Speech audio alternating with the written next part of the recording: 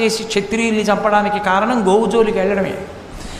కాబట్టి ఇప్పుడు ఆ కార్తవీర్యార్జునుడు పరశురాముణ్ణి చూసి అన్నాడు, బాలుడు వెర్రి బ్రాహ్మణుడు, బ్రాహ్మణ పిల్లాడు కదూ, వెర్రేడు, ఏమీ తెలియదు.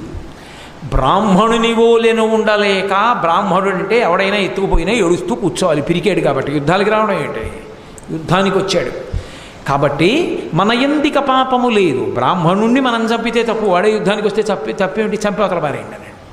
కాబట్టి లెండు లేవండి, ఎందుకు ఈ భూసురుణ్ణి క్షమించడం, నేయుడు వేయుడు కూల్చుడిమ్మహిన్, చంపేసేయండి బ్రాహ్మణుడు అన్నాడు. అనేటప్పటికీ రాజులు సైన్యం అందరూ కలిశారు, ఆయన మీద బాణప్రయోగం మొదలుపెట్టారు. ఆయన వెంటనే ఆయనలో ఉన్నటువంటి శివకేశవుల యొక్క ఆవేశం బయటికి వచ్చి తన ఒక్క పరశువుతోటి ఆయన ధనుష్టంకారం చేసి బాణ పరంపరలతోటి ఈ మొత్తం సైన్యాన్ని పడగొట్టి ఒక్క దూకి తన యొక్క పరశువుతో కార్తవీర్యార్జునుడి 1000 చేతులు నరికేశాడు.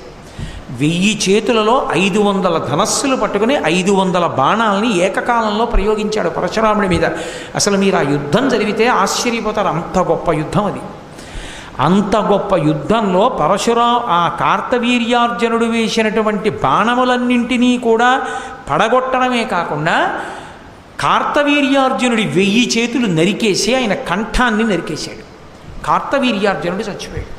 ఆ నెత్తురోడిపోతున్నటువంటి పరశువుని పట్టుకుని తిరిగి వచ్చాడు తండ్రి దగ్గరికి, ఆవును తీసుకుని. నాన్నగారండి, ఆవును తీసుకొచ్చాను. కొన్ని లక్షల మంది సైన్యాన్ని తెగటార్చి కార్తవీర్యార్జునుడి యొక్క 1000 చేతులు నరికి చంపేశాను.